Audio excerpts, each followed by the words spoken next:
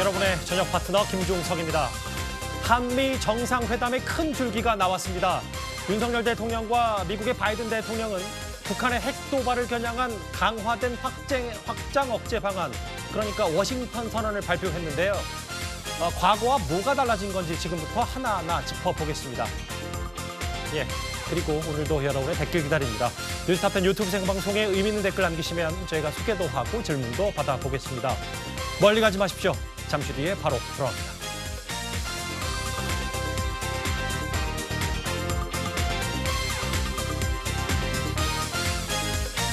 예, 오늘도 뉴스타팬이 자랑하는 뉴스고수 네 분과 함께합니다.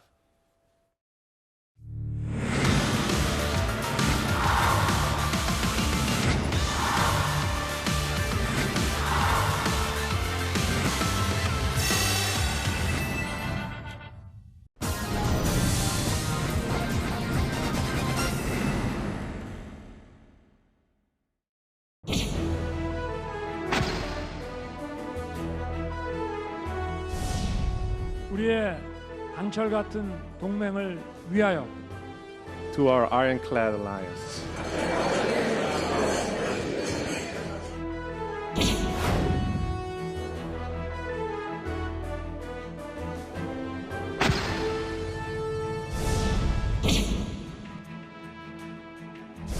Something touched me deep inside the day the music died.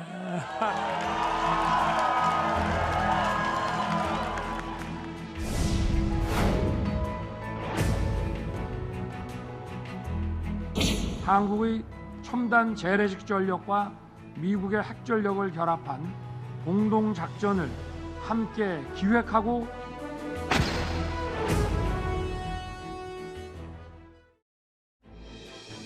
예, 오늘 뉴스탑10은 바로 여기부터입니다. 윤석열 대통령의 미국 국빈 방문 이제 나흘째 접어들었습니다. 오늘 밤에는 미 의회 영어 연설이 예정이 돼 있는데요. 먼저 이번 정상회담의 핵심이었던 3위와 1위 오늘 새벽으로 잠시 돌아가 보겠습니다. 먼저 1위 이 본론으로 가기 전에요. 3시간 30분 동안 진행이 됐던 국빈 만찬 얘기부터 먼저 해보겠습니다. 턱시도와 보타이를 맨 바이든 대통령 부부와 보이고 윤석열 대통령이 레드카펫을 밟고 김건희 여사 함께 입장하는 바로 국빈 만찬 직전 모습부터 저희가 시작을 해보겠습니다. 다시 좀 스튜디오로 돌아와 볼까요? 예, 화면을 좀 바꿔보겠습니다. 저희가 만찬 얘기부터 할 수밖에 없는 게 가장 직전에 있었던 한미 정상회담 일정이기도 하고 워낙 좀 화제가 많이 됐기 때문에요. 크게 한번 봤을 때는 양국의 내빈 200여 명이 미국 백악관에서 열린 국빈 만찬에 참석을 좀 했습니다. 일단 국빈 방문의 하이라이트는 바로 이제 정상회담에 이어서 이 국빈 만찬이 굉장히 하이라이트입니다. 왜냐하면 각국의 양국의 어떤 경제와 재계, 또 경제계와 정치계, 또 문화예술계의 어떤 유명 인사들이 참여하는 거기 때문에 양국 관계를 굉장히 돈독히 할 수 있는 이제 그런 상황이죠. 자, 이번에 보면 지난번에 바이든 대통령 들어서서 이번 국빈 방문이 이제 두 번째입니다. 지난번 작년에 열렸던 이 마크롱 대통령의 국빈 방문 같은 경우는 한 350명 정도 참석을 했고, 프랑스 대통령 때는 그렇죠. 350명. 양국의 정말 유명 인사들이 대부분 다 참여를 했습니다.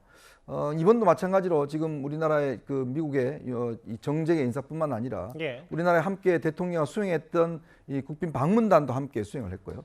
특히 이제 박찬호 선수 아무래도 한국과 미국에서 다 잘 알려져 있지 않습니까? 그러게요. 거기다 안젤리나 졸리 같은 경우는 특히 아들이 지금 현재 연세대학교 다니고 있죠.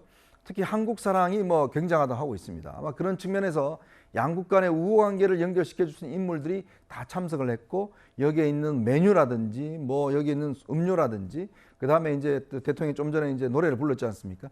이런 것들이 양국 간의 어떤 정말 이 관계를 끈끈해 줄 수 있는 그런 소재로 사용이 된 것 같습니다. 3시간 30분 정도 내외빈 200명 정도가 저 만찬을 함께 했습니다.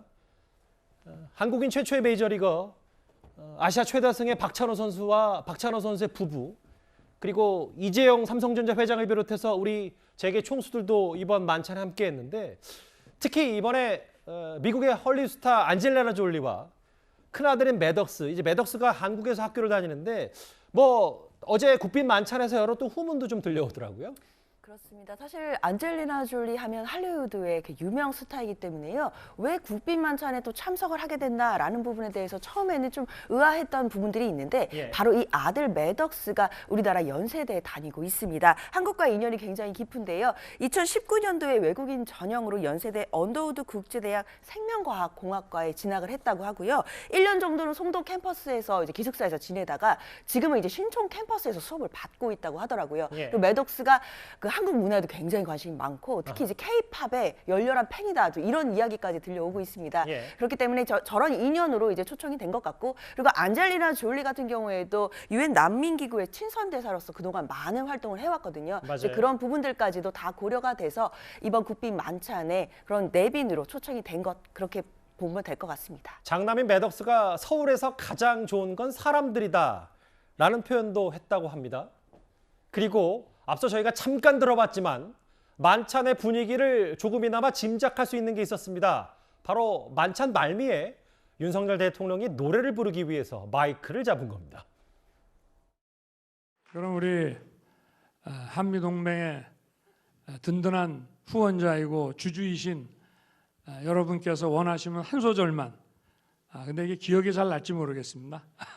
I'm gonna only. A long, long time ago, I can still remember how that music used to make me smile. And now I knew if I had my chains that I could make those people dance and maybe they'd be happy for a while. 처음에는 안 할 것처럼 하다가 마이크 잡으니까 쭉 준비한 듯이 나갔던 윤석열 대통령인데 지금 이 노래입니다. 원곡이 이겁니다. 바로 돈 맥클린의 아메리칸 파이. 내빈들이 노래를 요청하니까 한미동맹의 든든한 후원자이고 주주이신 여러분께 원하시면 한 소절만 부르겠다. 이 노래 불렀는데 그거 좀 쭉 들어봤고 원곡도 지금 듣고 있습니다. 근데 장해찬 의원님, 이게 원래 윤석열 대통령의 애창곡이라면서요? 네, 사실 윤석열 대통령이 지난 대선 경선 과정에서 처음으로 공식 SNS를 개설했을 때 자기 소개에 남긴 글에도요. 예. 애창곡 18번 곡은 돈 맥클린의 아메리칸 파이와 빈센트, 또 송창식 씨의 우리는 이다라고 밝혀놓았어요. 또 여러 이제 TV 프로그램이나 인터뷰에 출연했을 때도 아메리칸 파이 이야기를 많이 했었거든요. 예. 그걸 이제 미국 정부에서 알고 돈 맥클린의 친필 사인이 담긴 통기타를 바이든 대통령이 준비한 거죠. 그만큼 신경을 썼고 거기에 대한 답례 차원에서 노래를 한 건데요. 예. 그만큼 이게 단순히 뭐 우리 대통령이 노래했다 분위기 좋았다가 아니라 한미 양국 정상의 인간적인 어떤 관계가 두텁게 쌓였다는 걸 보여주는 한 대목인 것 같고요. 예. 제가 방송 들어오기 전에 확인을 해봤는데 이 노래의 주인인 돈 맥클린이 본인의 SNS에 이 장면을 공유해서 올려놓았습니다. 아하. 그러니까 돈 맥클린 입장에서도 이 국빈 만찬장에서 한국의 대통령이 자기 노래를 불러준 게 신기하고 재밌는지 예. 몇 번에 걸쳐서 이 노래의 장면을 본인의 SNS에 지금 공유해 놓았으니까요. 이게 아마 미국 국민들의 정서에도 이 한국이라는 나라가 좀 친숙하게 파고드는데 도움이 될 것 같습니다. 지금 대통령이 처음에는 좀 긴장한 듯하다가 나중에 소절이 거듭되면 거듭될수록 뭔가 노래에 좀 심취한 듯한. 앞서 기타를 여기 보면 통기타에 돈 맥클린의 친필 사인, 이걸 미리 바이든 대통령이 준비를 했다. 외교 전문가이신 김재천 원장께서는 저 장면을 좀 어떻게 상징적으로 좀 바라보셨어요? 일단 저 노래는 굉장히 어려운 노래입니다. 노래방에서 절대 부르면 안 되는 노래고요. 너무 길어가지고 라디오에서도 전곡을 틀어주는 경우가 없습니다. 깜짝 놀랐고요. 이게 사실 정상회담 문 걸어놓고 정상회담 할 때는요. 굉장히 딱딱한 분위기입니다. 딱딱한 안보 경제 이슈 위주로 논의를 하기 때문에 딱딱한 분위기인데 예. 정상회담은 또 경제 안보 경제 이슈도 있지만은 친교의 시간이기도 하거든요. 그래서 지금 뭐 안젤리나 졸리, 박찬호의 한국인 메이저리그 진출 1호잖아요. 제가 예. 팍팍한 유학생활, 박찬호 선수 승리 보면서 유학생활의 외로움을 달랬던 그런 기억이 지금 나는데요. 이런 어떤 신선의 시간을 가지면서 양국의 정상들이 돈독한 우정을 다지는 것도 매우 중요하다고 생각합니다. 김 원장이 보셨을 때 정상회담 때 어떤 한 나라의 대통령이 뭐 노래나 혹은 뭐 이런 걸로 좀 분위기를 좀 어색했던 분위기를 풀어주는 경우를 혹시 그 과거 사례를 좀 보신 적이 있습니까? 제 기억에는 저는 처음입니다. 깜짝 놀랐습니다. 네. 잘하시더라고요. 네. 어쨌든 전 세계적으로 윤석열 대통령의 노래 실력, 이 팝송 실력이 공개가 된 셈입니다. 그만큼 분위기, 만찬 분위기는 꽤 좋았다. 그럼 조금씩 본론으로 가보겠습니다. 만찬장에서 윤석열 대통령과 바이든 대통령은 서로에게 이런 덕담도 건넸습니다. Mr. President, my friend, we're honored to celebrate with you the 70th anniversary of our alliance with you. 한미 동맹은 자유민주주의라는 보편적 가치에 기반한 가치 동맹, 가치에 기반해서 영원히 지속되는 동맹입니다.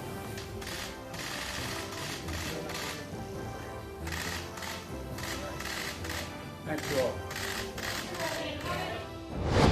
So please join me to our partnership, to our people, to possibilities, and to the future of the Republic of Korea and the United States will create together. May we do it together for another 170 years. 우정은 네잎 클로바 같아서 찾기는 어렵지만 일단 갖게 되면 그것은 행운이다라는 속담이 있습니다.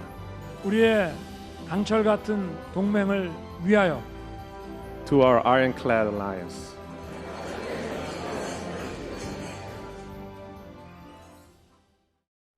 앞서 미국 측 그러니까 바이든 대통령이 맥클린의 친필 사인이 담긴 통기타를 미리 준비했다면 여기 보면 그 건배사에서 강철 동맹을 위하여 우정은 네잎클로바 같아서 찾기는 어렵지만 일단 갖게 되면 그것은 행운이라는 속담이 있다. 아일랜드 출신인 바이든 대통령을 위해서 뭔가 그 건배사도 윤 대통령이 미리 준비한 셈이네요. 그렇죠. 우리가 보통 뭐 회사 회식 자리에 가면 제일 스트레스가 이제 이 건배사 줄임말 하는 거, 그거 하는 게 굉장히 어렵습니다. 요즘 뭐 우리 인터넷 보면 다 이게 뭐 떠 있는데 특히 정상 간의 어떤 이 건배사 같은 경우는 아주 짧은 단어로 양국 간의 우호라든지 또 분위기를 업시킬 수 있는 걸 찾아야 되거든요. 아마 이 건배사 찾는 것도 아마 이 대통령실에서 굉장히 고심을 많이 했을 겁니다. 즉 바이든 대통령이 이제 아일랜드 출신이거든. 최근에 또 아일랜드를 다녀왔습니다. 그리고 아일랜드의 피라는 게 굉장히 본인은 자부심을 갖고 있거든요. 예. 그러니까 그런 아일랜드의 속담 중에서 어떤 이 장소에 맞는 거를 이제 오늘 건배사로 이제 채택을 했고, 또 바이든 대통령도 마찬가지로 항상 한미 동맹은 뭐 같이 갑시다라는 그런 구호가 있습니다. 이 한미 동맹을 상징하는 특히 70주년 기념해서 한미 동맹은 영원히 함께 간다라는 그런 차원에서 아마 그런 건배사를 했는데, 예. 참 이런 것들이 양국 간의 우호 관계라는 이런 것들을 좀 짧은 용어로 상징적으로 보여주고 있지 않는가 그런 생각이 듭니다. 뭐 여기 강철 동맹, 이번이 한미 동맹 70주년이기도 하니까 윤 대통령도 가치 동맹, 이 동맹을 좀 강조한 뭐 건배사에도 이런 단어들이 좀 있고요. 사실 이 아일랜드 속담을 이용해서 인간적인 어떤 신뢰라던가 친분을 두텁게 쌓아가는 것과 별개로 윤석열 대통령의 이 한미 정상회담과 관련된 발언 중에서는 가치 동맹이라는 네 글자가 가장 주목해야 될 키워드였던 것 같습니다. 이런 이야기도 했죠. 지금 당장 눈앞에 뭐 이익이 있으니까 동맹을 맺고 이익이 없으면 멀어지고 이런 사이가 아니다. 예. 이 한미 양국의 관계는 자유를 지킨다는 가치로 묶인 것이기 때문에 약간의 이익보다 훨씬 더 긴 관점으로, 장기적인 관점으로 이 동맹을 바라보고 키워나가야 한다라는 취지의 이야기를 했는데, 지금 사실 경제적인 문제에서 뭐 IRA, 인플레이션 감축법이라던가 반도체, 배터리, 중국에서 우리 공장 투자하는 문제 등등의 여러 이해관계가 걸려 있지만 그 이해관계에 대한 조정은 조정대로 하더라도 기본적으로 자유라는 가치를 수호하는, 가치 때문에 하나로 된 동맹이다라는 이 한미 양국 관계의 본질에 대해서 윤석열 대통령이 언급을 많이 한 것 같고요. 예. 거기에 대해서도 바이든 대통령이 뭐 방금 돈 맥클린 기타 준비한 것처럼 나름의 어떤 예우를 최대한 갖추면서 이 윤석열 대통령의 가치 동맹이라는 키워드에 화답하는 모습을 보여준 것이 이번 한미 정상회담의 핵심이었던 것 같습니다. 만찬 내부 화면 잠시만 좀 볼게요. 왜냐하면 뭐 여러 백악관이 꽤 신경을 많이 썼다는 후문도 들려와서 대통령실에 따르면 그 워싱턴 DC에서 상징인 저 벚꽃, 높디 높은 벚꽃과 바이든 대통령과 윤 대통령과 바이든 대통령이 이렇게 턱시도를 입고 건배사도 하고 원탁에 앉아 있는 여러 내외빈들이 두 대통령을 바라보면서 이 만찬을 함께하는 모습도 오늘 한국 시간으로 오늘 새벽에 있었습니다. 예, 일단 만찬에 앞서서 윤석열 대통령과 바이든 대통령은 정상회담을 했습니다. 여기서 핵심은 북한의 핵 공격에 미국의 핵무기로 대응한다는 워싱턴 선언을 발표한 겁니다. Our Mutual Defense Treaty is ironclad, and that includes our commitment to extended deterrence, and that includes the nuclear threat, the nuclear deterrence. They're particularly important in the face of DPRK's increased threats and address our humanitarian and human rights concerns for the people of the DPRK. 바이든 대통령님은 한국에 대한 철통 같은 확장 억제 공약을 재확인했습니다. 한미 양국은 북한의 핵 공격 시 즉각적인 정상 간 협의를 갖기로 했으며 이를 통해 미국의 핵무기를 포함하여 동맹의 모든 전력을 사용한 신속하고 압도적이며 결정적인 대응을 취하기로 약속했습니다. 한미 양국은 새로운 확장 억제 시스템을 구체적으로 작동시키기 위해 핵 협의 그룹을 창설하기로 했습니다. 예, 새로운 핵 협의 그룹을 만들기로 했다. 일단 좀 크게 봤을 때요. 네. 전문가 입장에서 보셨을 때 이번 한미 정상회담의 결과 어떻게 평가하시겠습니까? 뭐 일단 그 투자 유치 측면에서 상당히 높은 점수를 줄 수 있을 것 같고요. 윤 대통령의 일성이 이거였습니다. 예. 나는 대한민국의 제1호 영업사원이다. 그래서 가시자마자 넷플릭스 투자 유치 25억 불 하셨고, 그리고 첨단 아마 기술 사업체들, 기업들로부터 투자 유치를 한 19억 불 받아내셨습니다. 예. 이게 이제 뭐 투자 유치로만 중요한 게 아니고 넷플릭스 같은 경우에는 여태까지 지금 OTT 중에서는 역시 플랫폼 비즈니스는 가장 최고의 비즈니스를 갖다 구가하고 있고요. 예. 그다음에 한국이 콘텐츠 강국이지만 플랫폼은 약합니다. 미국은 플랫폼 강국이기 때문에 어떻게 보면은 문화적으로 시너지를 낼 수 있는 어떤 그런 효과가 있고, 그다음에 첨단 기술 같은 경우에는 반도체 장비 그 업체가 한국의 반도체 장비 산업에 투자를 하기로 했습니다. 예. 그러니까 그런 어떤 기술 이전의 가능성도 있기 때문에 상당히 높은 점수를 줄 수 있을 것 같고요. 그다음에 역시 이제 워싱턴 선언인데요. 이 선언 자체보다는 선언이야 뭐 선언입니다. 근데 그 선언에서 나와 있듯이 이 협의 그룹을 만들기로 했다라는 것은 좀 주목해 볼 필요가 있습니다. 여태까지는 한국과 미국 사이에 굉장히 뭐 긴밀하게 확장 억제를 어떻게 증강시킬 수 있을지 논의를 했지만 조금 두루뭉실한 논의가 진행이 됐습니다. 하지만 이 협의 그룹이라는 것은 핵 억제만 딱 집어가지고 어떻게 하면은 미국의 이 핵무기 전개에 있어서 기획 단계에서부터 훈련, 그리고 실제로 전개하는 어떤 그런 결정에서 한국이 참여할 수 있는 여지를 갖다가 많이 지금 넓혀놓은 것이거든요. 예. 물론 이제 발족을 했기 때문에 초기 단계입니다. 하지만 이게 더 발전을 해서 어떻게 보면은 한국형 핵 공유가 시작되는 그런 어떤 계기가 될 수 있다고 생각하기 때문에요. 예. 이 핵 협의 그룹의 역할을 갖다가 저희는 주목을 해야 될 것 같습니다. 세일즈 외교는 합격점. 그리고 이번에 핵과 관련된 북한 핵에 대응하기 위한 공동 워싱턴 선언도 진전이 됐다. 이렇게 전반적으로 보시는군요. 네. 이번에 사실 정상회담 전부터 한국형 핵 공유와 그리고 나토의 핵 기획 그룹 어떻게 좀 다르고 같은 점이 있는지를 좀 많이 얘기를 했었는데, 뭐 일단 핵 사용 결정권은 크게 미 대통령이 갖고 있지만 뭐 대상, 목적 이런 부분이 다른데 좀 더 구체적으로 들여다볼 필요가 있을 것 같아요. 일단 이번 워싱턴 이 선언을 두고서 뉴욕타임즈가 이렇게 표현했더군요. 미국이 그동안 핵 사용 문제 계속 축소를 해왔는데 이번을 계기로 이 원칙을 깼다라는 이야기를 합니다. 예. 즉 이번 워싱턴 그 선언을 통해서 그동안 미국이 견지하고 있던 원칙을 일단 좀 바꿨다는 것이고, 그만큼 이 선언이 가지고 있는 의미가 있을 것 같고요. 지금 이번에 이제 우리가 보면 이 나토 같은 경우는 NPG라고 해서 핵기획 그룹이라고 있습니다. 예. 여기 결정적 차이는 결국 전술핵이 배치되어 있냐 안 배치되어 있냐 이 차이입니다. 예. 지금 유럽 같은 경우는 5개국의 이제 핵이 전술핵 무기가 배치가 돼 있어요. 배치가 돼 있는데 문제는 이제 이 실적인 사용 권한은 결국 마지막으로는 미국 대통령한테 있습니다. 물론 이 관계국들이 이제 협의를 하죠. 한 6개국과 협의를 하는데 결정적인 사용 권한은 이제 대통령한테 있다는 거는 이제 변함이 없는 것이고, 그만큼 현재 물건이 있기 때문에 아마 안심할 수 있는 그런 수준이 될 것 같습니다. 근데 이제 우리 같은 경우는 그동안은 이제 우리가 미국이 우리를 믿어라, 핵 확장 억제를 해주겠다 이런 적가 있었지만 핵 문제와 관련된 별도의 선언을 이번에 한 거거든요. 예. 이것 자체는 굉장히 저는 의미가 있다고 봅니다. 그렇기 때문에 앞으로 NCG 같은 경우는 그냥 이것이 이제 앞으로 핵과 관련된 기획이나 이런 문제에 있어서 주로 차관복급의 협의기구를 만들어서 미국에 대해서 함께 정보 교환도 하고 협의를 한다는 것이고요. 특히 이 핵무기가 이제 직접 배치가 안 됐기 때문에 굉장히 좀 아쉽다라는 측면이 있지만 예. 사실 우리가 그 전술핵 무기가 예전에 철수가 됐지 않습니까?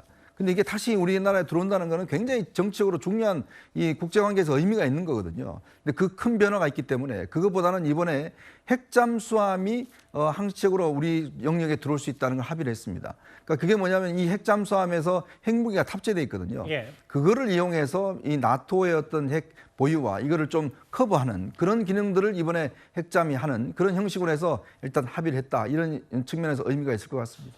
그러니까 직접적인 핵 공유는 없지만 확장 억제를 강화하겠다. 핵잠수함도 상시로 들어올 수 있게 하겠다. 이게 핵심 내용일 텐데요.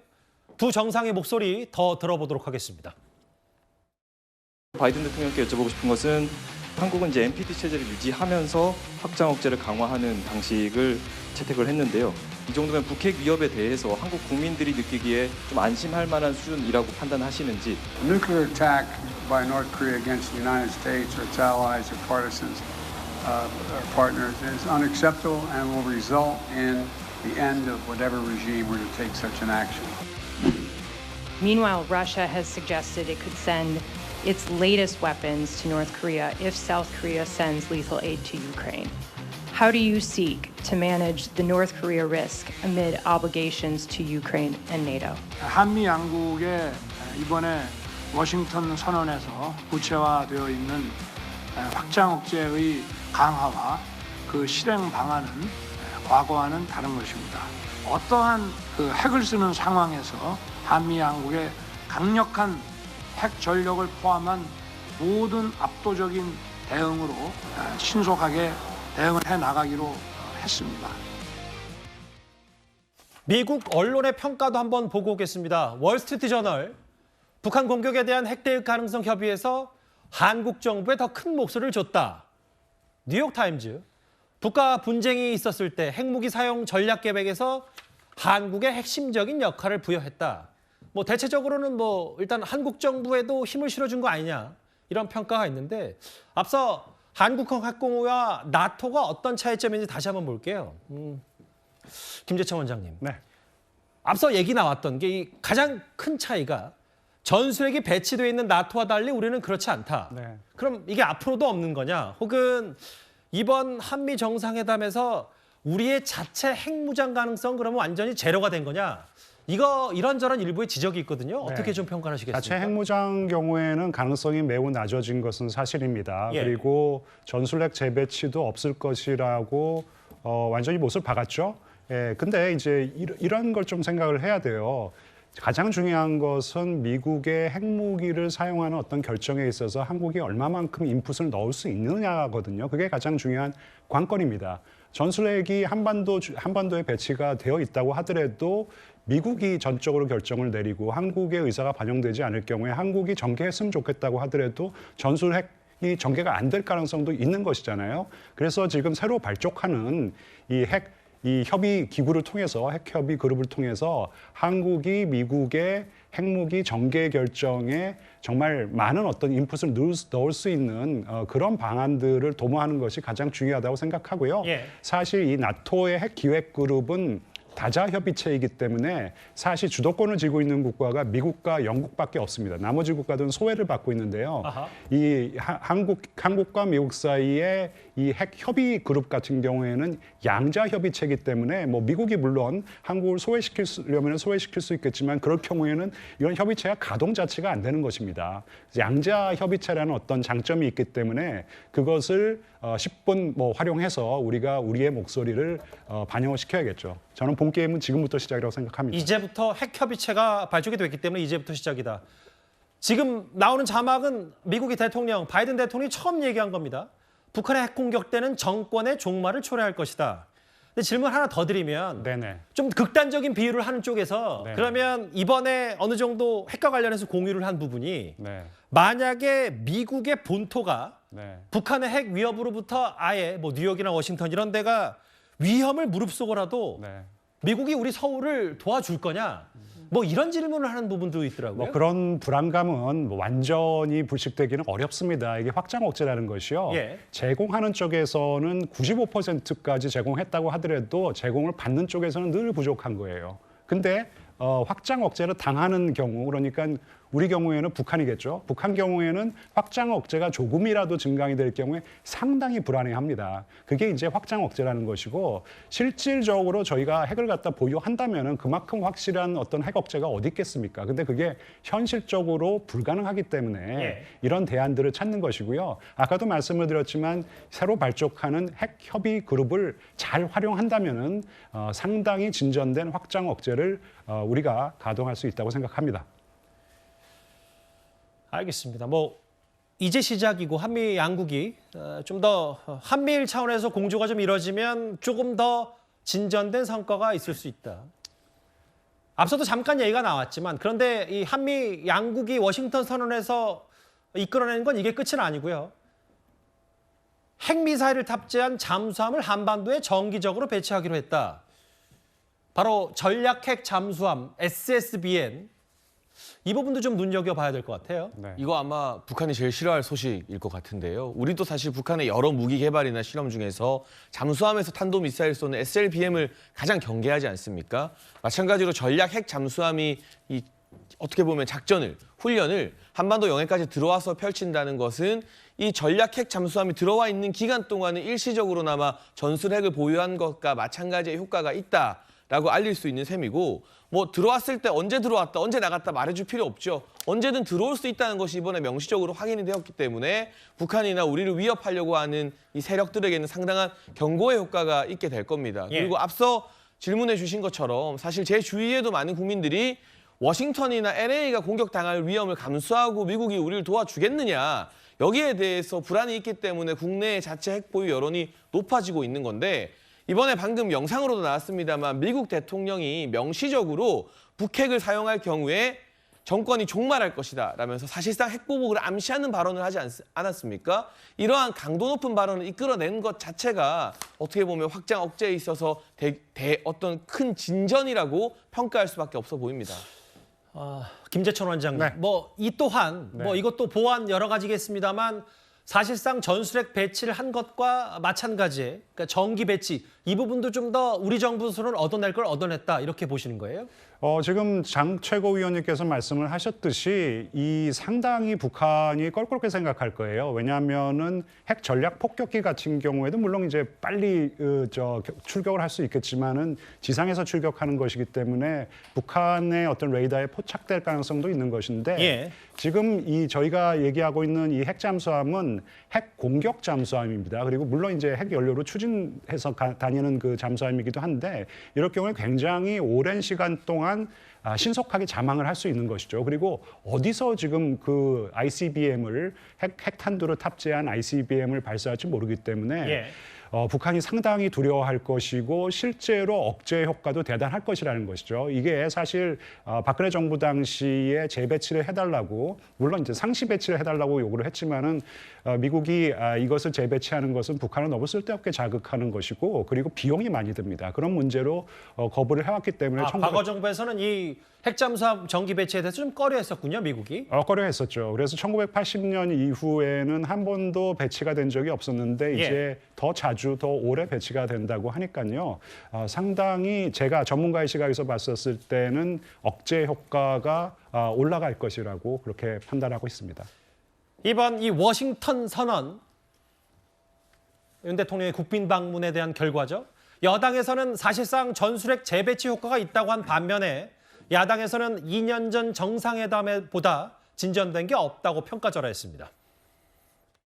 북핵에 대응해 확장 억제를 획기적으로 강화하는 내용이 담긴 이번 워싱턴 선언은 한반도와 동아시아 안정을 위한 강력한 힘이 될 것으로 봅니다. 이로써 사실상 전술핵 재배치와 같은 효과를 거두게 된 것입니다. 피로 맺은 동맹으로 시작해서 첨단 기술과 문화, 각종 정보의 수집과 공유, 분석이 이르기까지 바야흐로 글로벌 포괄적 전략 동맹을 맺어나가는 커다란 외교적 성과를 거두었습니다. 굴욕적인 일본 퍼주기에 이어서 이번 한미 정상회담에서 역시 정부는 국익을 지키는 데 실패했습니다. 일본에는 퍼주고 미국엔 알아서 한 수 접는 호갱 외교라는 비판을 피하기 어렵습니다. 예, 이재명 대표 일본에는 퍼지고 미국에는 알아서 한 수 접는 호갱 외교다. 박홍원 원내대표는 의전과 환대 대가로 철저히 국익화 실리는 내준 회담이다. 우리로서는 얻은 게 없다. 이게 지금 야당의 비판이네요. 그렇습니다. 이제 민주당에서 바라보는 건 특히 안보의 측면에서 핵협의 그룹의 방점을 찍는다면 이제 무슨 앞서서도 계속 말씀 주신 것처럼 어떤 확장 억제라든지 해구상 관련해서 구체화했다라는 부분에서는 한 단계 진전이 있다라는 평가도 분명히 있을 수 있을 것 같습니다. 예. 그러나 민주당에서 바라보는 건 일단 독자적인 핵 개발론을 좀 공식적으로 차단된 부분이 분명히 있는 것이고 그리고 핵 사용 권한이 미국에게 단독에게 있다는 부분을 다시 또 확인을 했기 때문에 그런 큰 틀에서 본다라고 한다면 예전에 비해서 크게 진전된 바는 없는 것이 아닌가라는 일단 비판입니다. 그리고 경제적인 부분에 있어서는 물론 많은 또 투자 협약들도 있었지만 IRA라든지 반도체법 관련해서는 이 얽힌 실타래들을 어떻게 풀어야 될지 실질적인 좀 해결의 물꼬라도 터오기를 좀 바라는 국민들이 많이 계셨습니다. 예. 근데 그런 부분에 있어서는 실질적으로 성과가 좀 부족한 게 아니냐라는 이제 좀 비판들도 있는 것 같고요. 이 부분과 관련해서 특히 그 국빈 방문 전에 있었던 그 미국의 도감청 의혹과 관련돼서 이 부분을 우리가 카드로 좀 써서 외교적으로 조금 더 실리적인 외교를 해올 수 있지 않았을까라는 부분 때문에 이재명 대표도 오늘 알아서 한 수 접는 외교를 한 것이 아니냐 이제 이런 비판들이 나오는 것 같습니다. 예. 얼마 전에 정청래 최고위원이 글로벌 전략 동맹을 하는 것을 두고서 이거 미국하고 함께 전쟁하러 돌아다니는 거 아니냐 이런 평가를 했습니다. 자, 그런데 지금 이재명 대표는 이게 뭐 우리가 부족하다는 이야기를 하는 거죠. 그럼 도대체 무슨 걸 어떤 의미가 지금 민주당의 전 당론인지 모르겠어요. 둘째, 자 민주당 지금 전술핵과 핵 자체 개발 찬성합니까? 그걸 모르겠어요. 아마 제가 알기로는 자체 개발 반대하고 있는 걸로 알고 있습니다. 근데 이번에 예를 들어서 NPT 이거 들어간 거는 오히려 찬성해야 되지 않나요? 반대로 이야기하면. 그러니까 지금 이 대통령의 어떤 성과에 대해서 예전보다 이 핵 문제가 이제 더 한편으로는 이제 업그레이드돼서 나타난 거 아니겠습니까? 그걸 그대로 평가를 해야 될 텐데 아니 본인들은 지금 전술핵 재배치 그다음에 핵 자체 개발 반대하고 있는데 그거에 대해서 그냥 이번 합의에서는 일단 전술핵 저 핵 자체 개발 반대가 이제 NPT 하는 거 돼 있습니다. 근데 그것에 대해서 오히려 반대로 이거는 우리가 개발이 막혔다 이렇게 이야기를 하면 앞뒤가 맞지 않는 이야기 아닌가요? 일단 야당에서는 실효성이 있는 회담이 맞았냐 이렇게 평가절을 했습니다. 그 목소리까지 만나봤고요. 오늘 밤에 윤석열 대통령의 미 의회 영어 연설이 예정이 돼 있으니까 어떤 메시지가 나올지 저희가 내일 뉴스탑10에서 소개를 해드려야 될 것 같습니다. 다음 주제는 대통령들 배우자 얘기입니다.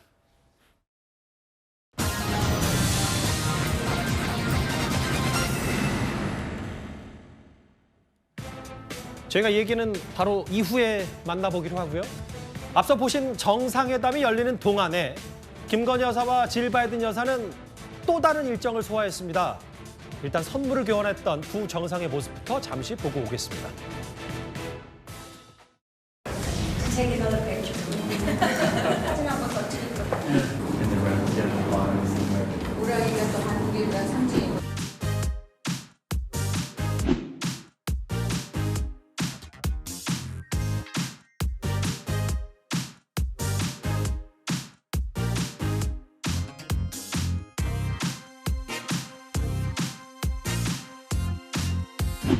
A very famous African-American picture. And the national stone of the United States is the sapphire.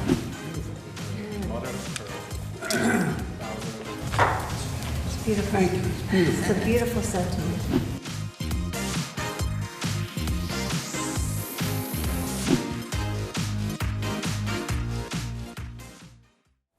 제가 어제 바로 이 시간에 두 정상이 어떤 선물을 주고받았는지 좀 실물을 보고 싶다고 했는데 뒤늦게 워싱턴에서 영상이 공개가 됐고 한국계 미국인이 디자인한 목걸이를 김건희 여사 탄생석 사파이어를 질 바이든 여사가 건넸습니다. 근데 이제 두 사람이 따로 대통령 배우자들의 단독 행보들 미술관을 찾은 것 같은데 이게 김건희 여사도 좀 관련이 있다면서요? 네, 마크 로스코 이 작품들이 있는 곳을 찾아서 함께 관람을 했다고 하는데요.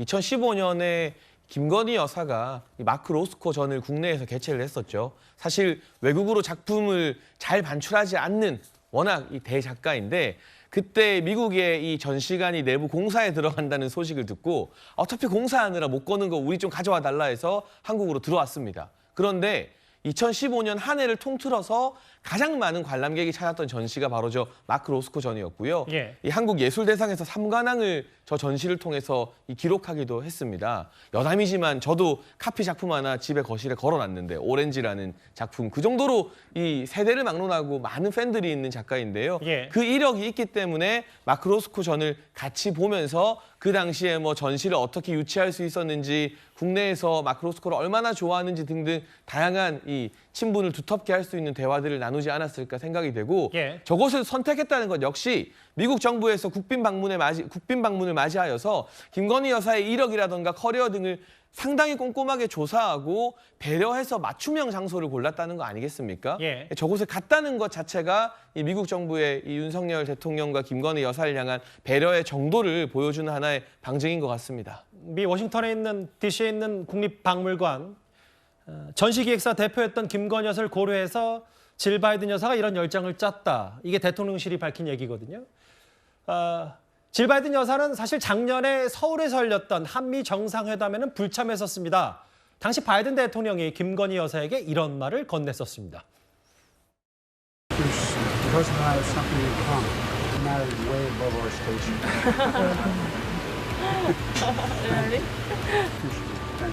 저쪽이 남산입니다.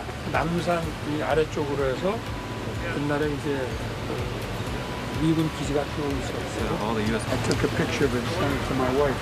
She's in the country of Panama right now. 그 질 바이든 여사가 표현한 것 중에 내 친구 김건희 여사.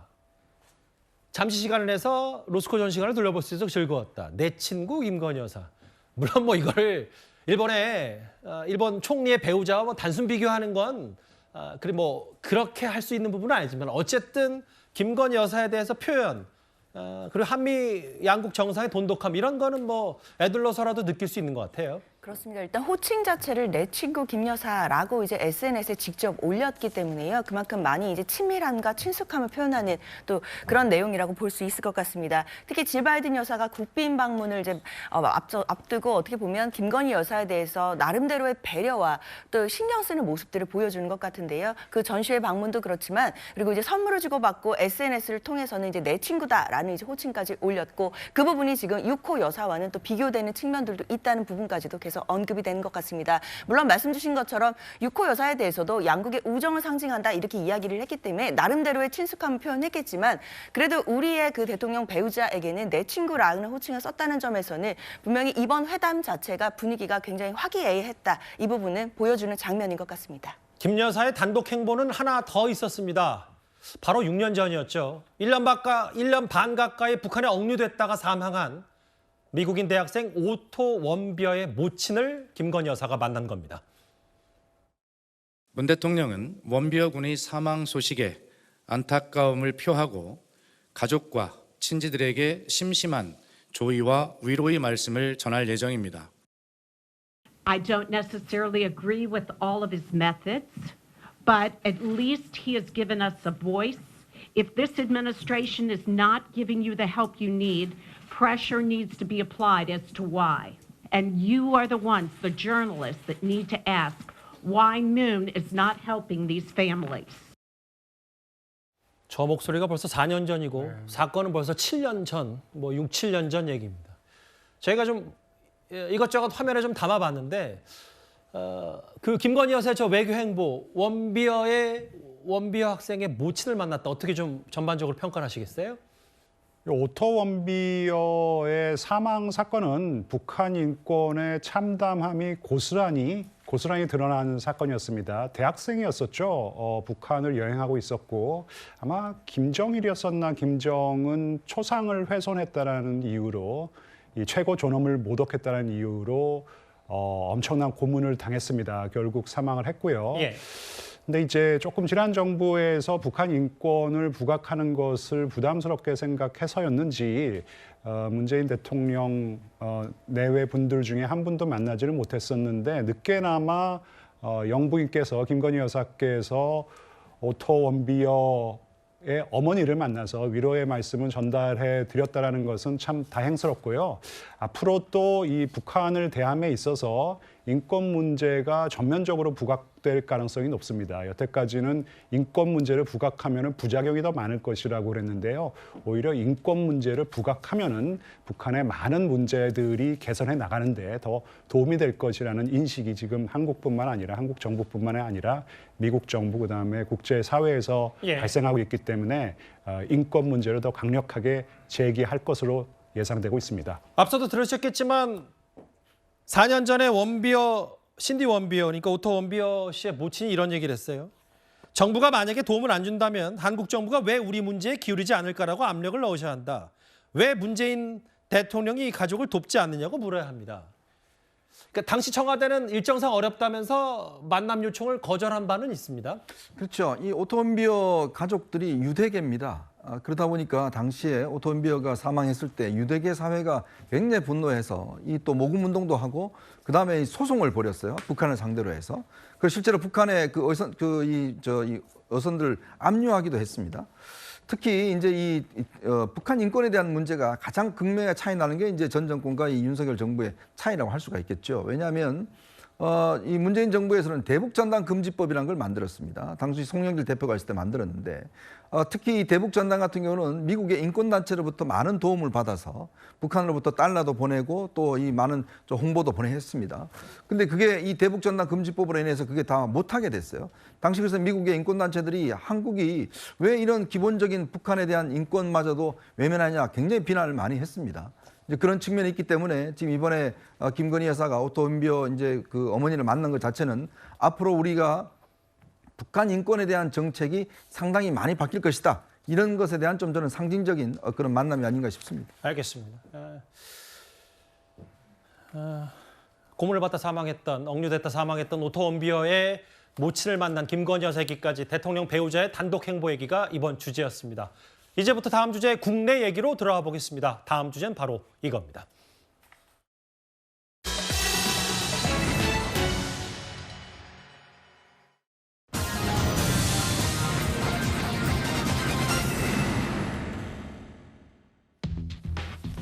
다음 주제는 5위고요. 바로 민주당 장경태 의원 얘기입니다. 미국을 국빈 방문 중인 윤석열 대통령이 환영 나온 화동의 볼에 입을 맞춘 것을 두고 장 의원이 성적 학대라고 주장해서 많은 비판이 나왔었는데 장 의원 오늘도 기존 주장을 되풀이한 것 같습니다. 윤석열 대통령이 환영 행사에서 화동의 볼에 입을 맞췄습니다. 미국에서는 아이가 동의를 하지 않는 경우에 아이의 입술이나 신체의 다른 부분에 키스하는 것은 성적 학대 행위로 간주되고 있습니다. 화동에게 감사함을 표현하는 것이 성적 학대에 해당한다면서 거짓 주장을 하고 밑도 끝도 없는 비난만 퍼붓는 함량미달 인물들이 민주당 지도부에 포진하고 있습니다.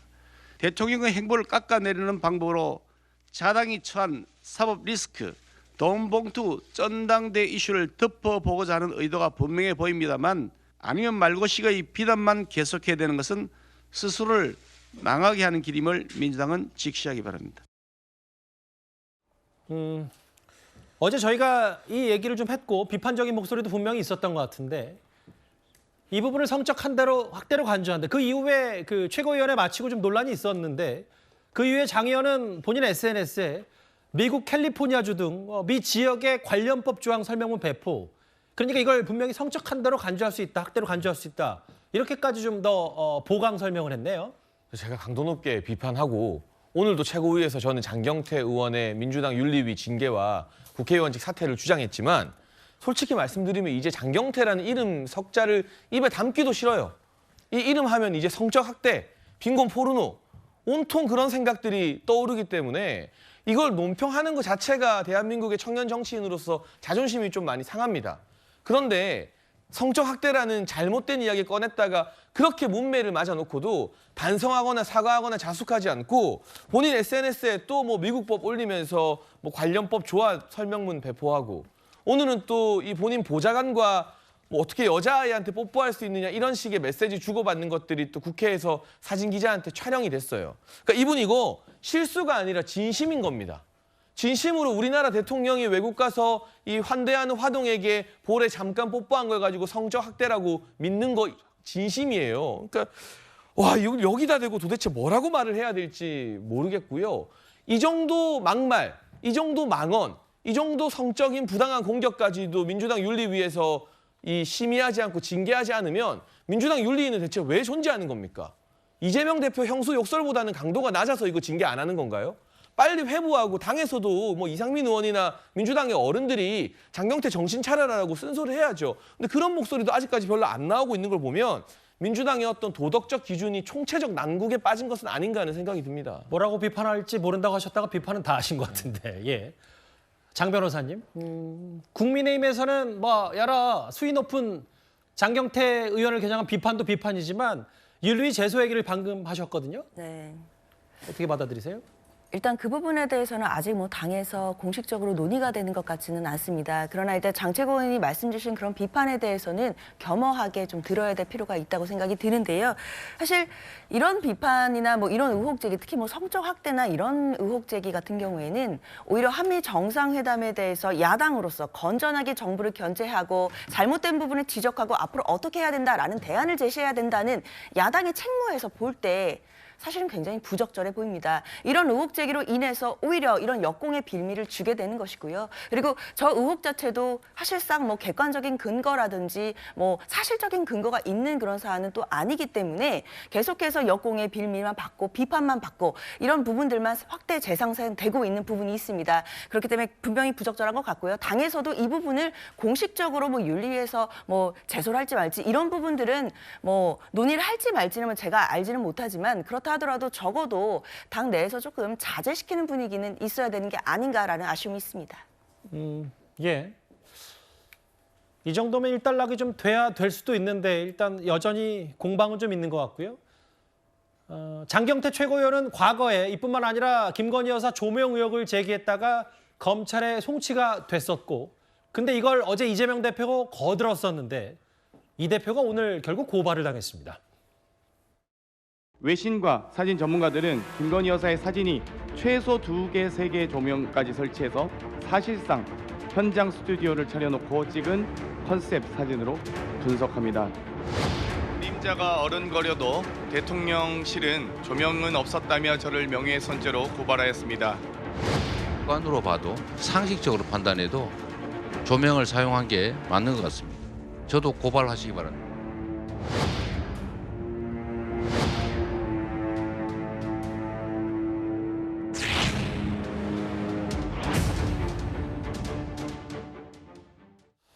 일단 팩트부터 먼저 확인하면 나도 고발하라 라고 말한 지 하루 만에 이재명 대표 진짜 고발을 당했습니다.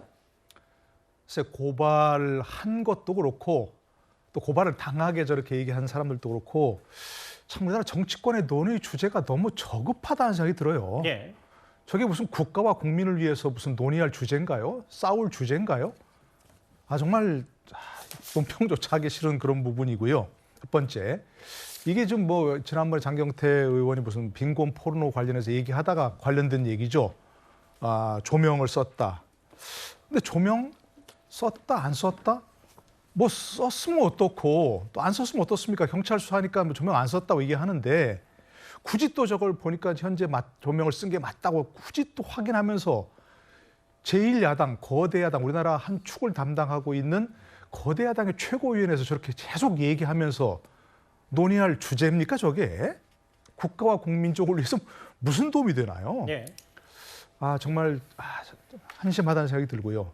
장경태 의원이 계속해서 저런 의혹을 제기하는 것, 청년 정치인으로서 뭔가 정치를 하려면 제 생각인데 이거는 정치인들은 좋은 의미로 약간 좀 과대망상적인 분들 아닌가요? 주제가 국가, 뭐 국민, 뭐 국익 이런 걸 주로 논의하는 분들인 줄로 생각했는데 예.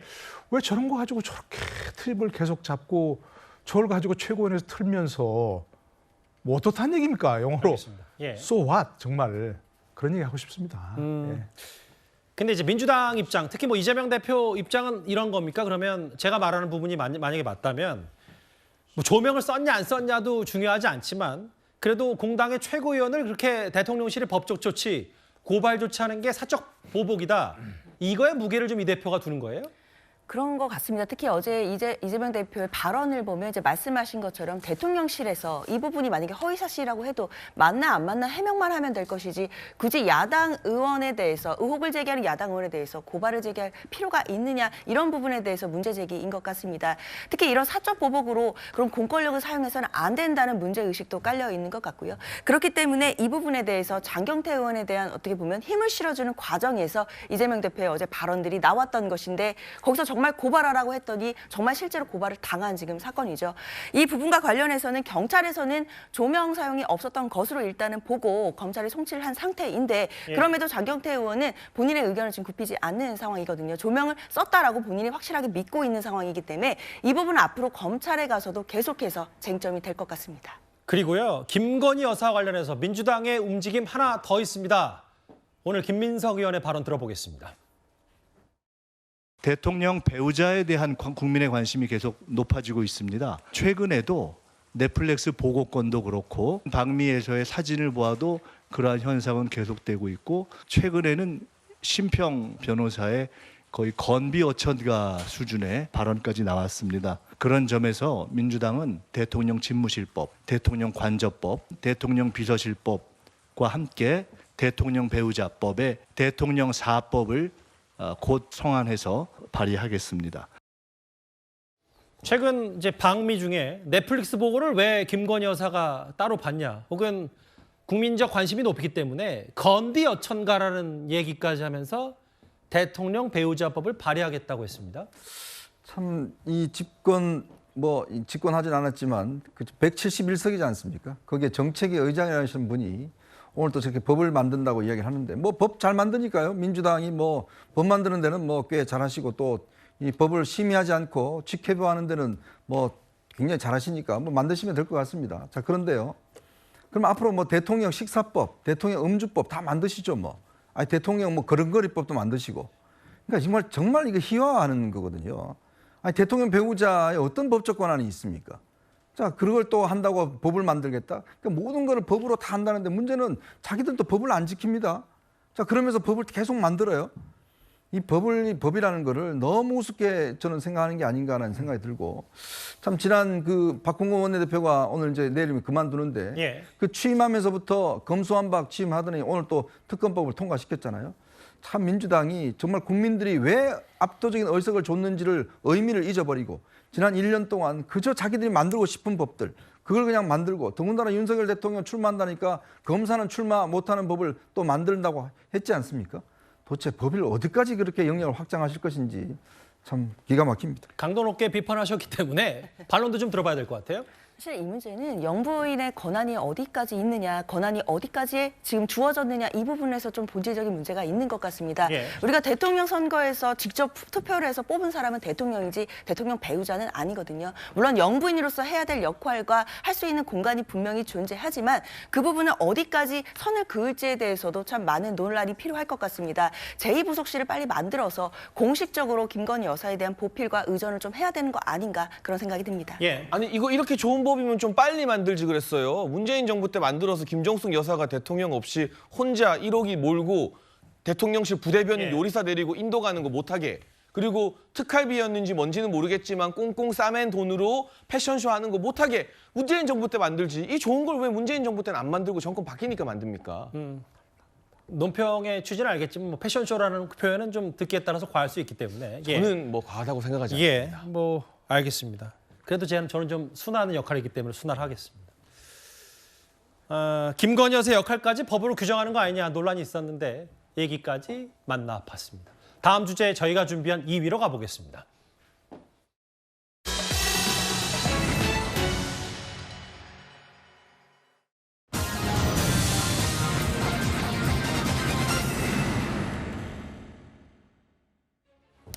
이제 다시 민주당 소속이 됐습니다. 민영배 의원.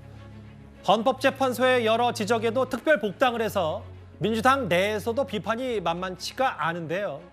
오늘 국민의힘에서는 아예 이런 주장까지 나왔습니다. 복당 결정에 대해서 소회 한 말씀 부탁드리겠습니다. 이야기하세요. 복당 관련해서 비판 목소리 있는데 어떻게 생각하십니까? 민 의원이 부정하고 강변했던 위장 탈당이 사실임을 스스로 인정했습니다. 민 의원을 통해 국회법을 농락하고 형해화시킨 것이 어찌 법사위 뿐이겠습니까? 민 의원이 거짓과 일탈 행위는 위법성이 있다는 헌재 결정 후에도 이를 무시하고 계속됐다는데 문제의 심각성이 있습니다. 반칙과 꼼수, 편법을 서슴없이 저지르며 반성하기는커녕 정당화한 민 의원은 교육위원으로서 명백한 재척 사유에 해당합니다. 꼼수 탈당해서 꼼수 복당 아니냐. 원래 민 의원이 법사위에서 범수와 국면에서 법사위 있었고 지금은 교육위 소속인데 여당에서는 애들 교육에 큰 해를 끼친다. 교육위에서 빼야 된다고까지 얘기했네요. 예, 노돌 교수님. 저 오늘 이거 보면서 그 지난번 헌재 판결을 다시 한번 찾아봤거든요. 이 부분을 지적한 헌재 판결을. 헌재 판결에서 명백히 지적했습니다. 민영배 위원은 법사위에서 비교섭단체 몫의 조정위원으로 선임돼서 조정위원회의 의결 정족수를 충족시킬 의도로 민주당을 탈당했다. 그런데 당시 법사위원장은 이런 의도를 잘 알면서도 민영배 의원을 비교섭단체 몫의 조정위원으로 선임했다. 이렇게 얘기하면서요. 이것은 소수 의견이 개진될 수 있는 국회법상 마지막 기회를 무산시킨 것이다 해서 국회법도 위반했고 헌법상 다수결 원칙도 위반했다라고 분명히 지적을 했거든요. 예. 그러면서 그게 5명 5대4 의견으로 민영배 의원의 그런 꼼수 탈당 이런 것들은 국회법과 헌법 원칙을 위반한 것이다라고 지적을 분명히 했고요. 그러나 마지막으로 이제 이것을 위헌이라고 무효라고 하기는 어렵다.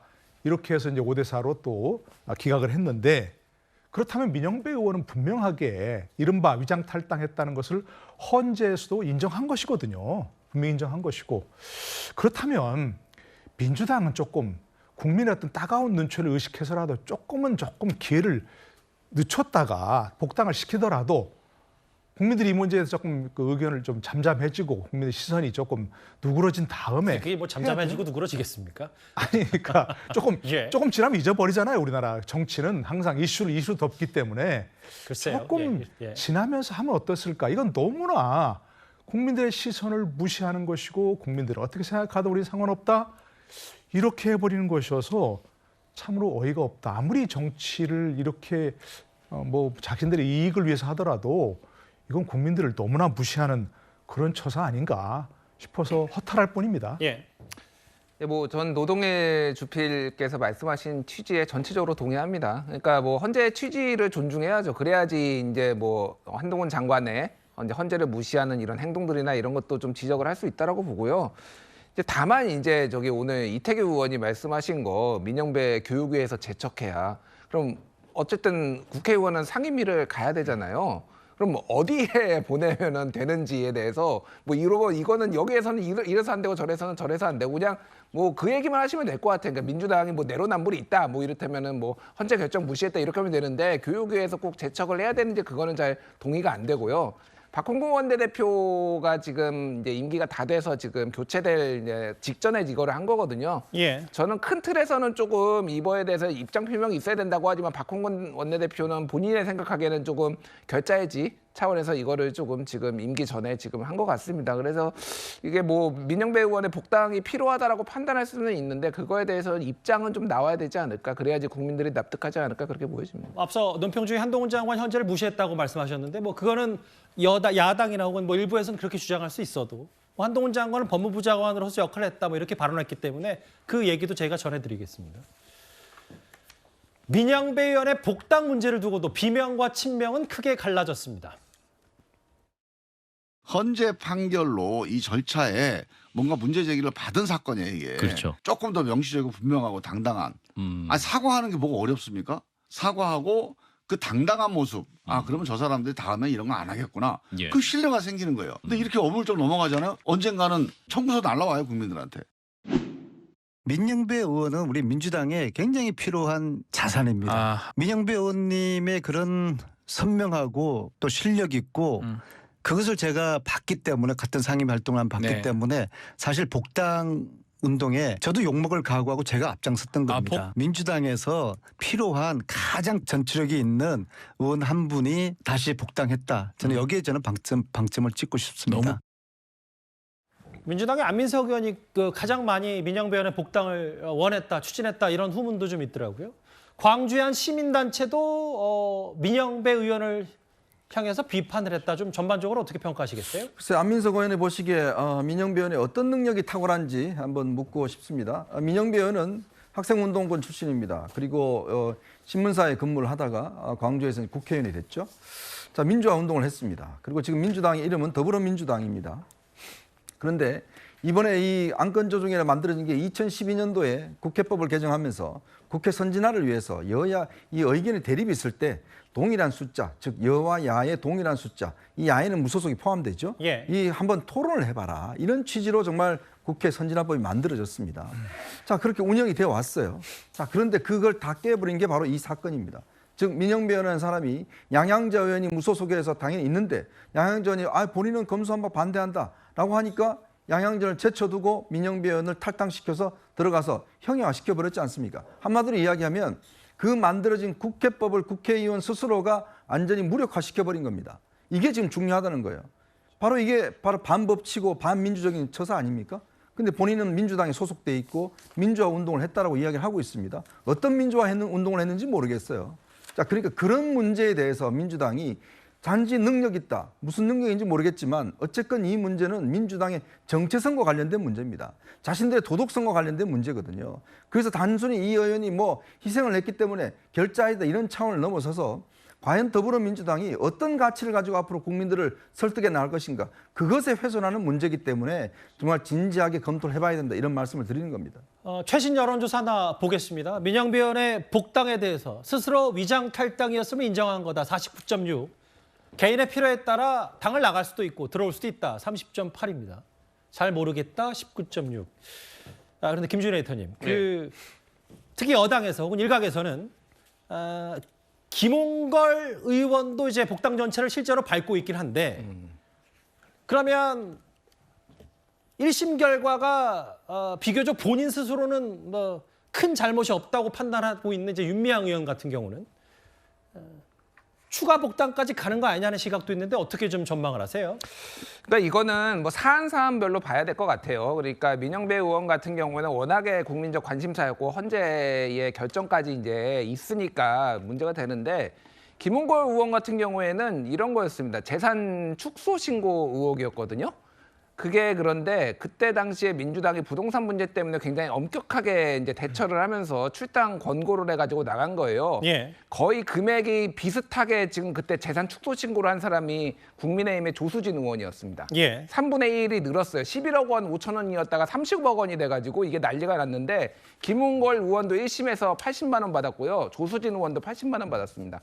그러니까 제가 말씀드린 건 뭐냐면은 뭐 네가 어떻게 했네 그런 게 아니라 조수진 의원에 대해서 국민의힘이 어떤 조치를 취했습니까? 그러니까 제가 말하는 거는 그때 당시에 김홍걸 의원한테 좀 가혹했다라는 거예요. 그러니까 이거 자체가 출당까지 시킬 일이냐. 그럼에도 불구하고 이거에 대해서 강하게 해야 된다라는 여론이 있었기 때문에 이제 만약 좀 여당과 비교를 한다면. 예, 그렇죠. 그러니까 제가 말하는 건 뭐 조수진 의원을 출당시켜야 된다 그런 게 아니라 그런 이제 맥락들이 있다라는 거고 윤미향 의원 같은 경우에는 부동산 명의 신탁 의혹 자체가 이제 무혐의가 났어요 1심에서. 예. 그리고 회계 처리 일부 문제가 있었지만 회계 처리에 문제가 있었다라는 거지 본인이 횡령했다라는 거는 다 무죄가 났거든요. 예. 저는 사실은 뭐 이 부분에 있어서도 조금 의구심을 가지는 분들이 있는 것도 알고 있습니다만 어쨌든 법원에서 그렇게 났으면은 뭐 당에서는 그렇게 결정할 수가 있는 거죠. 그거는 뭐 판단에 달린 문제니까 그거를 가지고 크게 뭐라고 할 수 있는 건 아닌 것 같습니다. 장해찬 최고께서는 어떻게 판단하세요? 일단 사실관계를 교묘하게 왜곡해서 말씀하셨어요. 김준일 대표가. 김홍길 의원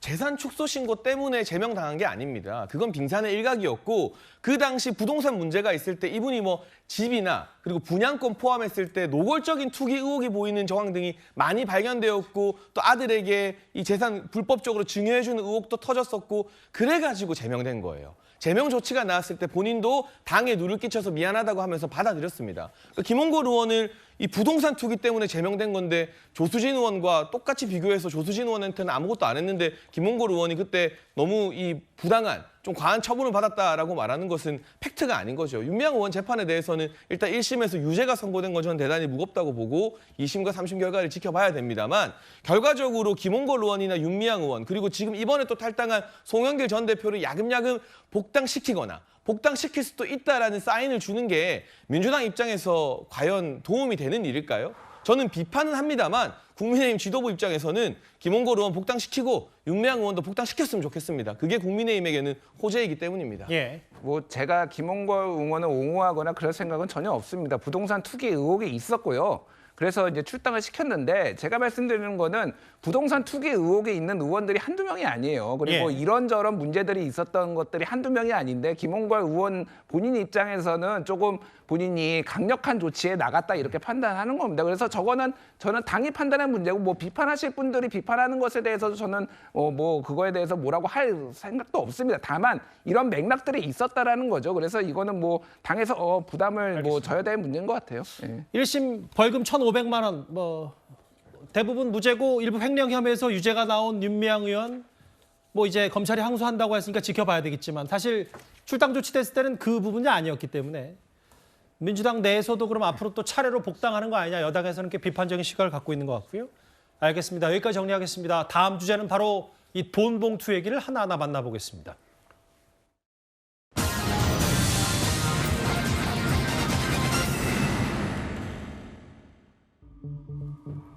이재명 대표에게 민주당 돈봉투 사건 기자들이 물으니까 이 대표가 김연아, 박순자 두 여당의 전직 의원들로 반문했던 것 기억하실 겁니다. 그런데 국민의힘이 바로 차별화 전략에 나선 것 같습니다. 이번 기자회견 좀 어떻게 보셨나요? 김연아 의원은 어떻게 돼가고 있어요? 몰라요? 오늘 당무감사위원 6명에 대해서 의결해서 선임을 했습니다. 당무감사위가 본격적으로 발족을 함에 따라서 김연아 전 의원에 대해서 제기된 비리 의혹에 대해서 진상조사를 하도록 지금 당무감사위에 요청을 할 예정입니다. 송 전 대표가 출국 금지 조치됐는데 여기에 대해서 좀 어떻게 보세요? 우리 박순자 의원 수사는 어떻게 돼갑니까? 관심이 없으신가 보군요. 박순자 전 의원은 이미 2022년 12월 29일 대법원 판결에 의해서 강제 탈당 조치가 됐습니다. 이제 다시 묻겠습니다. 이재명은? 뭔가 준비를 많이 한 것 같아요. 유상범 대변인이. 우리는 내부에서 진상조사할 거다. 근데 민주당 이재명 대표 우리한테 반문했는데 뭐냐 뭐 이 얘기를 좀 국민의힘이 하는 모양이죠. 그렇죠. 그러니까 뭔가 이제 어떤 이런 의원들의 문제가 생겼을 때 우리 국민들이 정치 혐오, 정치에 대해서 불신 갖는 게 뭐냐면 이런 명확한 기준들이 없이 정말 정치적으로 이 문제를 해결한다는 데 있겠죠. 김연아 전 의원에 대한 조사 저는 당연히 해야 된다고 봅니다. 지금 뭐 여러 가지 의문이 있죠. 공천원금 받았다는 여러 가지 의문이 있기 때문에 이거는 검찰, 경찰 수사와는 별도로 당이 이걸 해서 일단 조치를 취할 수 있는 거 당원권 정지도 할 수 있는 것이고 충분히 해야 되는 그런 차원이고요.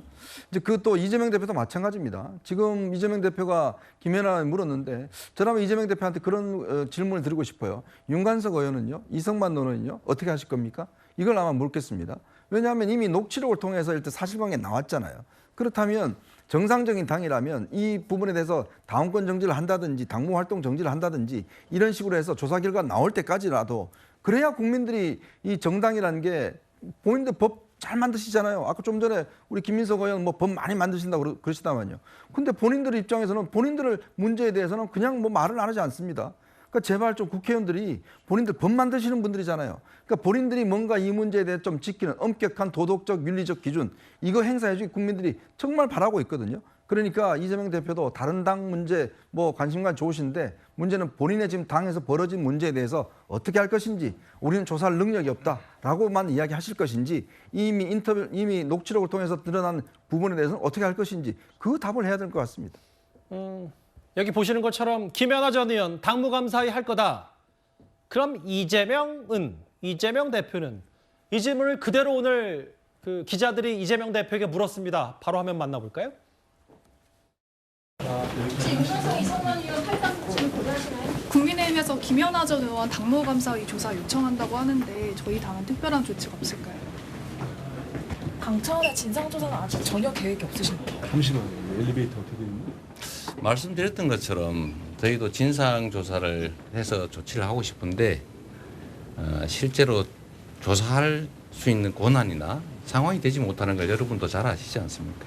검찰이 신속하게 좀 수사를 해주시면 좋을 것 같습니다.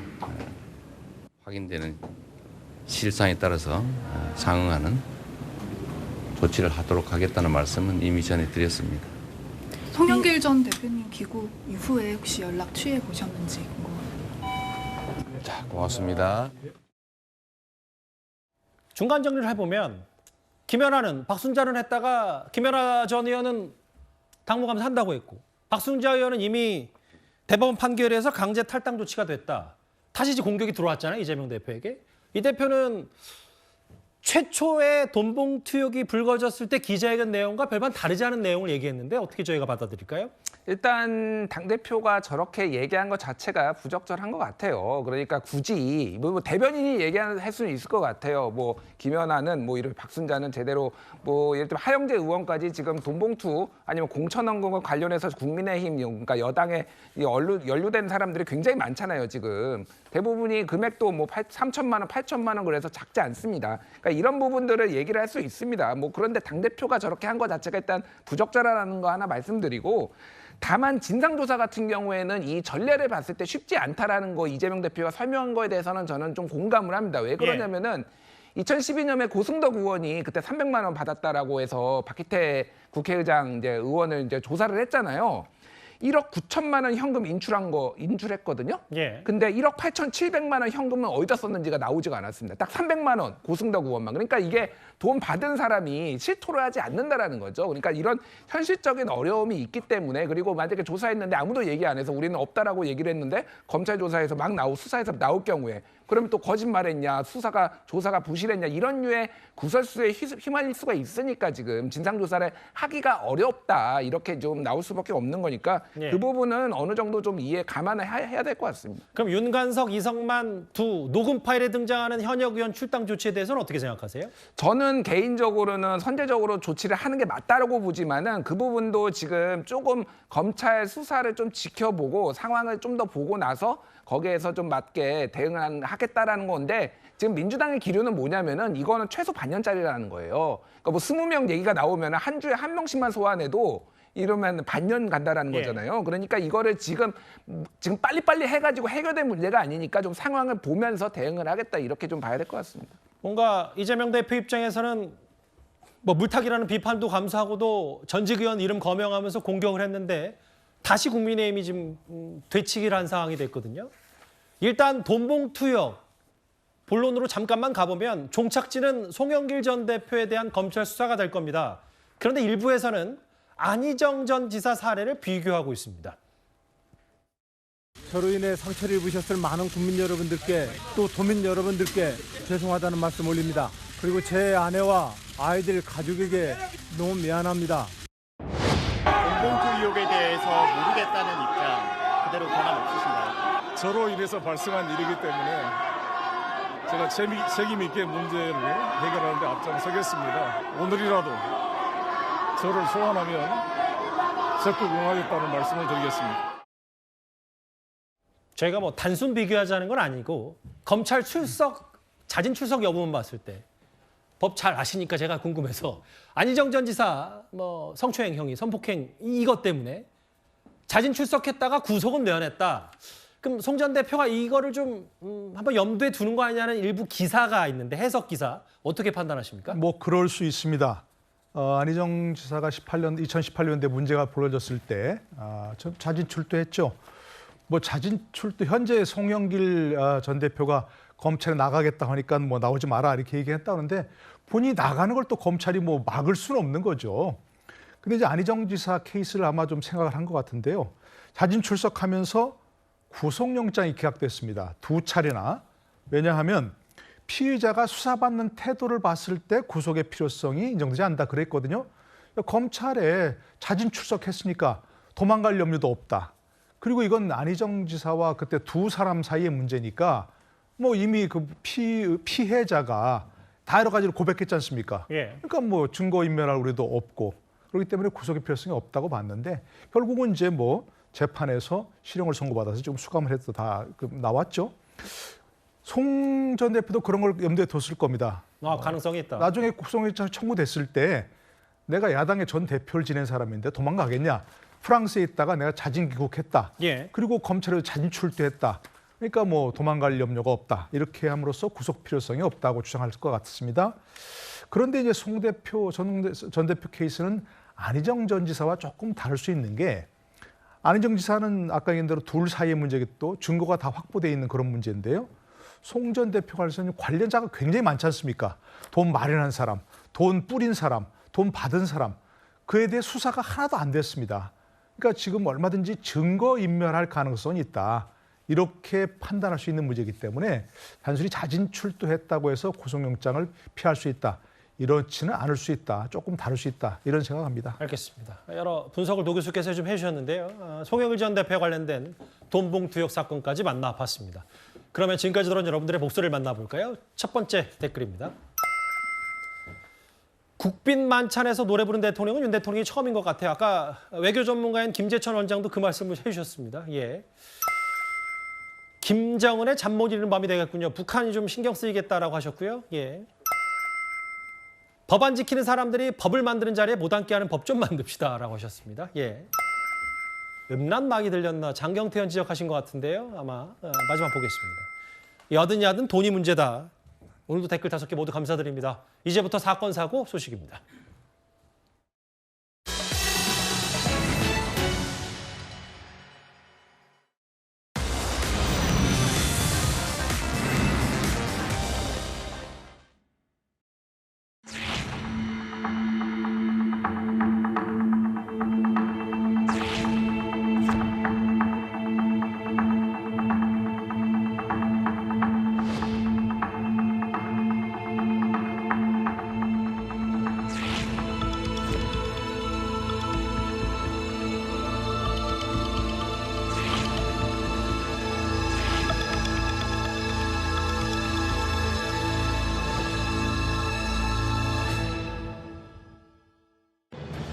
바로 이 얘기를 해보겠습니다. 운전자 바꿔치기 들통.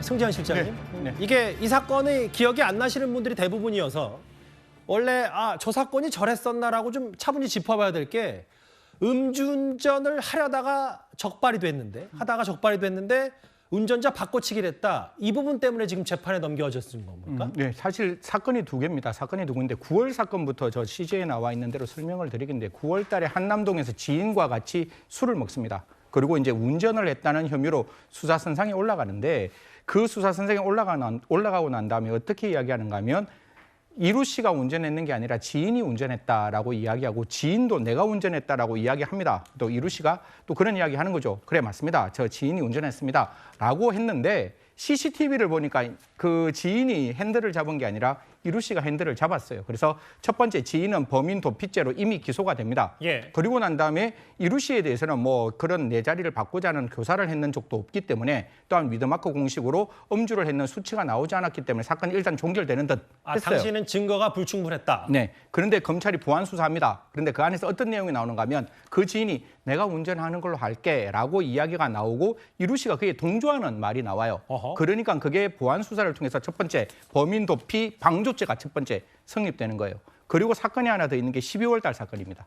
이 사건은 첫 번째 자기가 술을 먹고 지인도 술을 먹었는데 지인에게 자기 차량을 옮겨달라고 요청합니다. 그러니까 지인이 술 먹은 상태에서 차량을 운전하는 것을 이루 씨가 요청했으니까 음주운전 방조 하나가 성립되고 두 번째 그 동호대교에서 가드레일을 받는 그 가드레일을 충격합니다. 그게 도로교통법 위반이고 그 당시에 혈중 알코올 농도가 0.3 이상, 0.08 미만, 0.075라고 그러던데 예. 그 음주운전을 했으니까 음주운전죄가 성립되는 거죠. 그리고 시속 180km로 달렸다고 하니까 이거는 속도에 대한 과태료 위반이 돼서 범죄는 4개가 성립되고 하나의 과태료, 속도 위반이 성립된 죄로 지금 수사받고 있습니다. 두 가지 사건 하나하나 차분히 승 실장께서 말씀을 해주셨는데 그럼 불과 이게 3개월 만에 비슷한 사건이 두 번이나 있을 정도로 어쨌든 이루 씨는 이거에 대해서 별다른 글쎄요. 어떤 조치를 받은 게 당연히 없으니까 이런 행동을 했기 때문에 도덕적으로 참 문제가 있다라고는 당연히 비판할 수는 있는 부분이네요. 당연히 그 부분을 비판해야 되는 거고 제가 음주운전에 대해서 거듭 말씀드리지만 음주운전 걸린 사람 제가 만나보면 첫 마디가 뭔지 아십니까? 재수 없이 걸렸다. 재수 없이 걸린 게 아니라 반드시 걸려야 될 것을 우리가 찾지 못했는 건데 그걸 재수 없이 걸렸다고 생각하고 저렇게 3개월 만에 다시 운전하는데 아니 강북 도로를 80km 정속 주행할 도로를 180km로 달리고 0.075의 음주 상태에서 가드레일을 박았다면 제가 봤을 때 다행히 다른 사람이 다치지 않아서 알겠습니다. 다행이지 분명히 이 행동에 대해서는 엄중하게 비난받아야 한다는 말씀드리겠습니다. 혐의가 무려 4개입니다. 가수 이루 씨 얘기, 법적인 얘기 한번 살펴봤습니다. 다음 주제는 최근 논란이 큰 이 얘기입니다.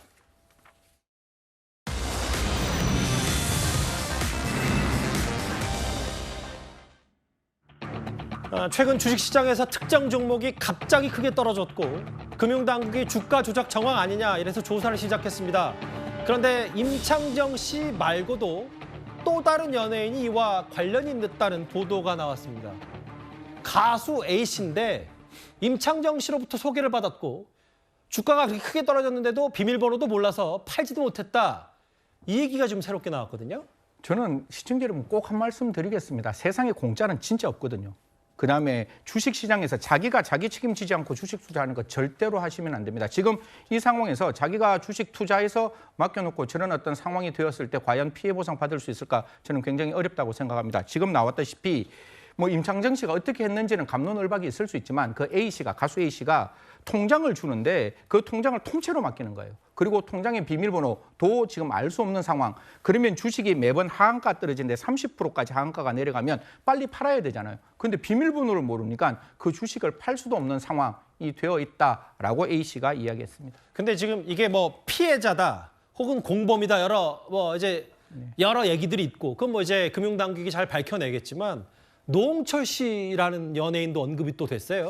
노홍철 씨도 똑같이 이런 어떤 그 집단으로부터 사기 투자를 지금 조작했는 주가 조작 팀으로부터 어느 정도의 이제 러브콜을 받았다라고 합니다. 그런데 이제 오늘 나와 있는 기사를 보면 노홍철 씨 굉장히 이성적인 사람이고 현실적인 파악을 잘 하는 사람이기 때문에 저런 어떤 제의를 받았으나 단칼에 거절했다고 합니다. 다시 한번 말씀드리지만 노홍철 씨가 왜 거절했겠어요? 현실적이기 때문에 그렇습니다. 분명히 주가가 저렇게 올라가고 무조건 나에게 일임해서 맡겨라고 하는 사람들, 과연 그런 사람들이 제대로 주가를 파악할 수 있는 사람이겠습니까? 당연히 자전매매 혹은 통정매매로 통해서 분명히 불공정 거래 행위가 있었고 시세 조정 행위가 있을 수밖에 없는 상황일 거잖아요. 그래서 노홍철 씨 거절했다는데요. 다른 분들도 지금 아마 피해자가 2,000명, 3,000명 나온다는 말도 있는데 절대로 주식 투자는 자기가 판단하고 자기가 공부하고 자기가 생각해서 투자해야 된다는 말씀드립니다. 대표적인 연예인에만 저희가 몇몇 집중을 해봤지 지금 그 전문 투자자 혹은 일반 시민들도 꽤 피해 인원이 큰 것으로 전해지고 있는데 저희가 이 소식 잘 지켜봐야 될 것 같습니다. 마지막 주제가 기다리고 있습니다.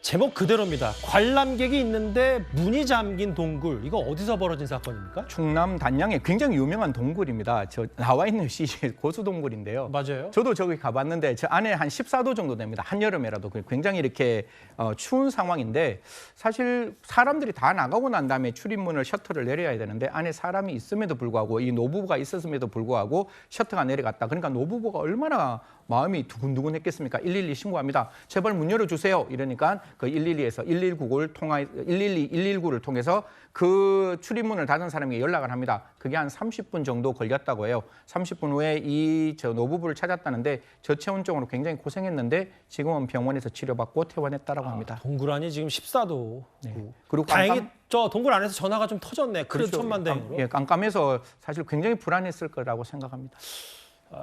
고수동굴에서 충남 단양이었습니다. 일단 다행히 잘 구조가 돼서 지금 병원으로 이송이 됐는데 이런 사례가 작년 1월에도 있었는데 이 당국 좀 이제 관람객들 그 보호나 이런 부분들 좀 소홀히 하면 안 되겠습니다. 10위까지 만나봤습니다. 목요일 뉴스탑10 준비한 소식은 여기까지입니다. 곧바로 뉴스 A가 이어지니까요. 많은 시청 바랍니다. 여러분 고맙습니다.